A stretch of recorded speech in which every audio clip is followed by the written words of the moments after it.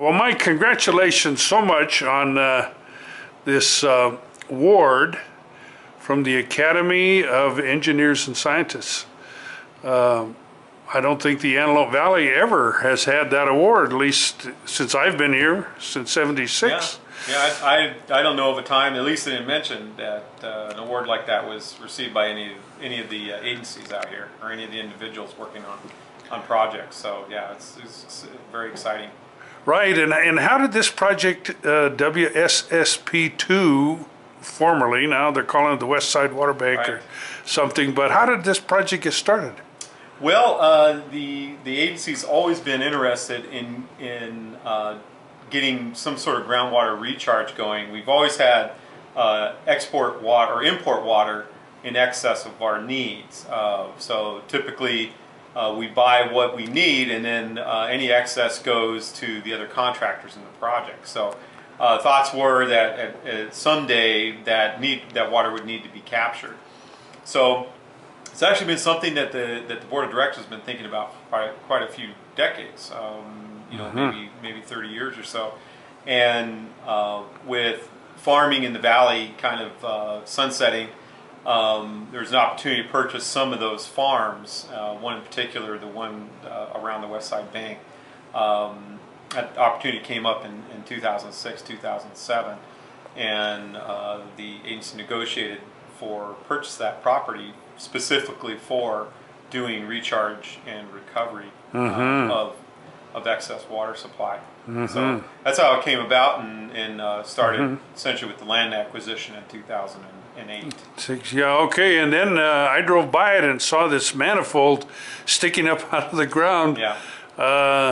And the west feeder there, I guess. And now, how did that come about? I think you designed that, didn't you? Yeah, that was actually designed by a consultant. But oh yeah, you're specifically speaking of the manifold itself. Yeah, staff worked with a welder to install what everyone calls kind of the octopus. It's a large piece of 36-inch concrete coated or lined steel pipe. That would be used typically for most water type applications. So we got a consultant, a contractor to hook to the existing facility in the ground, which is a 5-foot diameter water main, and bring that up to the ground surface. And then we had to come up with an idea of how we're going to distribute that over the land. And this kind of do it like farmers do it, using very low cost above ground aluminum pipe, and then just distributing it via the octopus, different. Sure, and then the octopus had babies. You had one or two more sprouted up. Yeah, and start with two, and then we had additional project. The project came along to do the extraction wells, recovery wells, and we added two more. So we have 4 of them. So we have pretty good opportunity to put water just about anywhere on the property we want to. Right. And then you moved on to the tanks and the pump house and 20 wells, or how many? Yeah, the concept is eventually to have about 19 wells out there. We did the first phase, which totaled about 9 wells, and then the first phase of the treatment site project, which is chlorination, and 1 4-million-gallon tank. So yeah, and that all was completed last year, kind of in the nick of time. We got the last of the wells up and running about the time we started hitting peak in June, July time frame. So it was pretty timely. But yeah, that was the first phase of the recovery part of the project to provide drinking water for folks. I know you're a talented guy, but surely there was a team that worked on this. 100%, and so of course starts with the board of directors. They set forth the policies and kind of the vision of what they're looking to do, big picture. But then the details are up to the consultants and staff to not only come up with a design, but make it work. And so yeah, Kennedy Jenks with Dr. Ferguson as the lead was the design consultant. We laid out kind of the location and what we're looking to do, and worked real closely with them on how we wanted the wells to be designed, looking at water quality, because we have, of course, a water quality issue with arsenic in the valley here, And so you have to be mindful of that when you're drilling wells, especially for drinking water, that you don't end up with something you can't use because the water quality is not right. And the quality on this? Yeah, very good. We're half of the regulation of 10 overall, about 5 parts. So, and then as far as the staff, John Bozigian and Joe Goulet and Tom Ament, three guys that were key in working on not only the recharge portion but recovery. Getting those, the agency had never operated wells before, so getting digging in and getting those facilities up and running and not blinking once, getting it going, understanding the mission and moving forward. So all of those folks, have been very important to making it all work. So yeah, you're right. No way was it one guy. No. And then your inspector, ACOM, and right. And those guys, ACOM was in on design of the pipelines and design of some of the other structures that we had there, and did a lot of the inspection work, making sure that the pipelines are installed correctly, and yeah, the project came out very well. We did extremely well.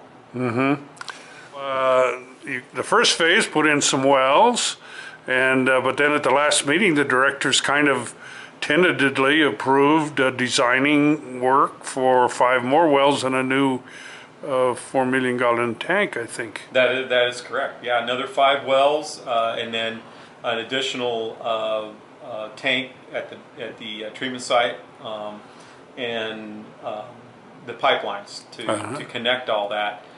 So we're set up pretty good. This will kind of will get us halfway through the next phase.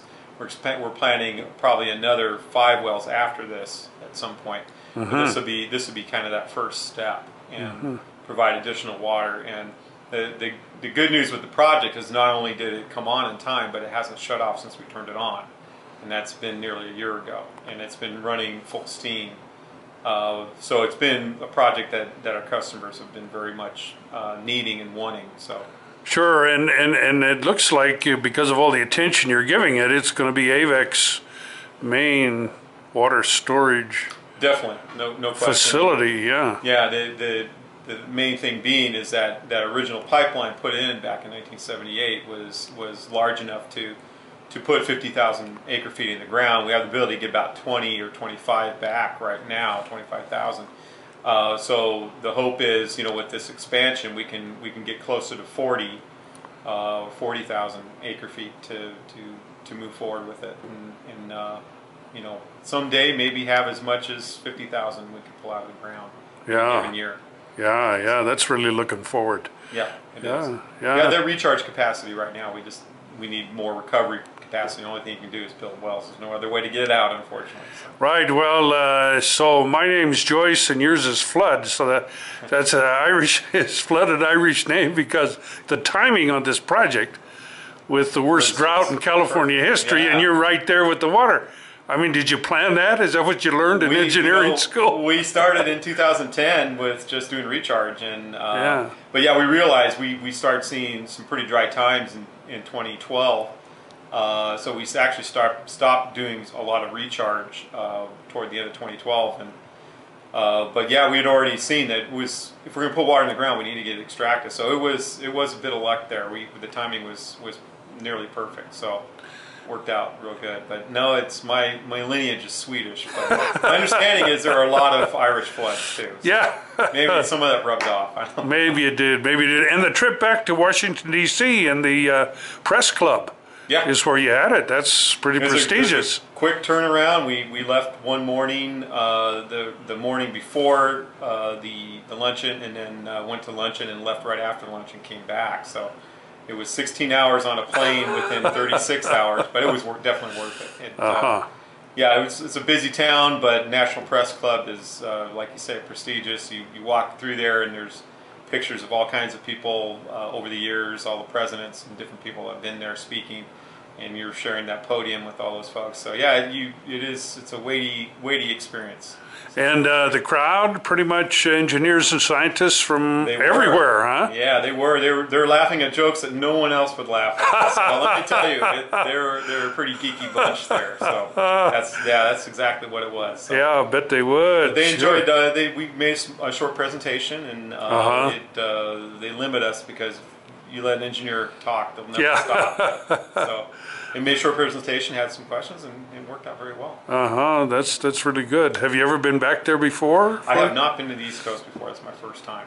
So, pretty amazing to do that turnaround trip in such a short period of time. Travel all the way back and forth, but it's not fun.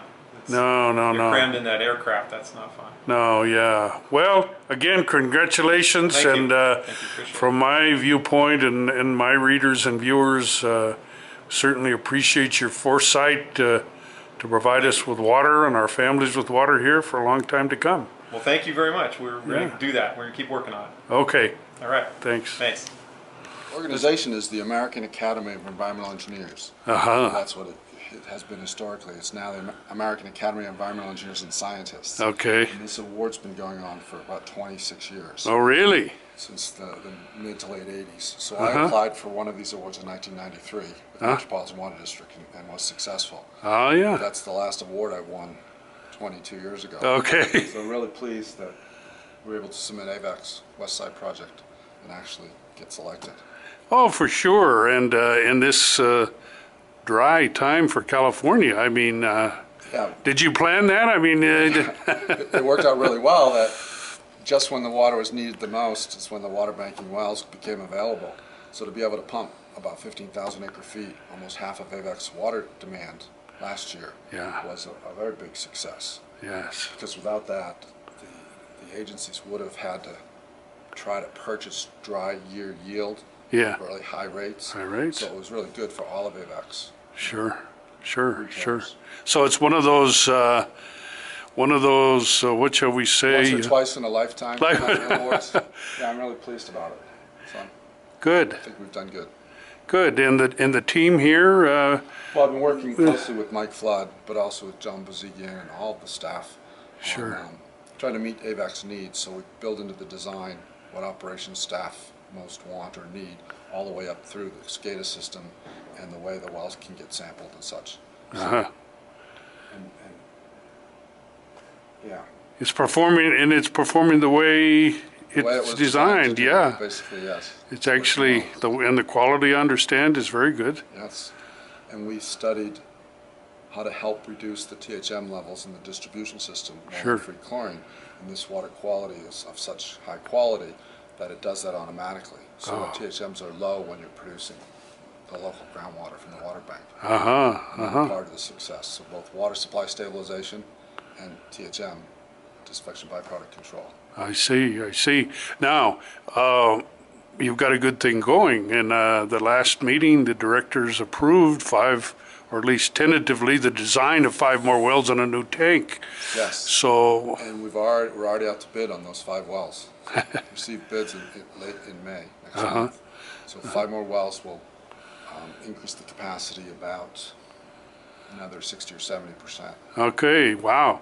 And so then, looking to the future, can that facility be expanded even beyond what it's doing now if the directors decide to do something like that? Yeah. Somewhat. Because we're in phase 2 now with these new 5 wells. There's layout for some additional wells, and at some point they reach the capacity of the pipeline from that delivery point. Oh, yeah. But we're also we're in construction on the east side water bank. That's right. Which is smaller but performs in the same way. Yeah. And the directors have talked about even potentially bigger and better. Over there too. Yeah. And Kennedy Jenks now, big, massive company everywhere. Actually, we consider ourselves mid-sized, just under 500 people. Oh, I we see. compete against some of those firms that have 5 to 50,000 people. We're in the same arena, if you will. We're mostly West Coast United States. Started in California in 1919. So in a few years, it'll be 100 years. Longest continuously operating environmental engineering firm in Western United States. Isn't that a marvelous thing? And I've been there just over 5 years. I like the company. Yeah, good company. And I sit in the audience and watch you wrestle with the directors over different ideas and stuff. It's part of the job, though. Part of the job. Yeah. Keep everyone happy. Yeah, well, congratulations on a very prestigious award. What was it like going to the National Press Club and receiving it? It was different. It was nice. Yeah. You know, you get this very ornate old building. It's all walnut trim and wood trim, and there's pictures of all the walls from the 30s and 40s and 50s of famous people. Sure. So you're in a room that just has that sort of energy. Where presidents speak. It felt that way. Yeah. You know, and everyone was in suits as we were. Yeah. You know, it was fairly formal, but it was very well done. And there were 100 people there as everyone was receiving their awards, so we were pleased. Good. And the people there were engineers and scientists from everywhere, probably. Primarily. A number of clients that won did what we did, where they had a co-presentation with the consultant and the owner of the public agency. So before us, LADWP spoke with their consultant on a different award, as we did and several others.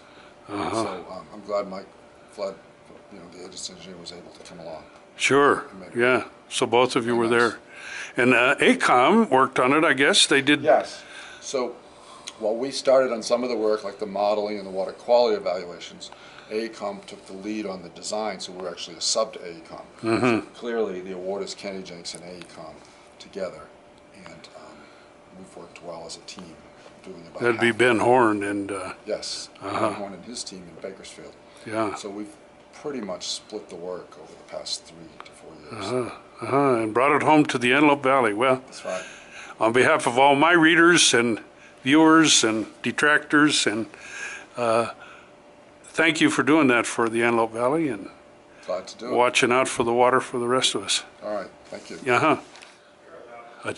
Now I'd like to say that Mike and Dr. Dave both emphasized the team effort to make this happen. So that's why a team photo is in order. Thank you very much.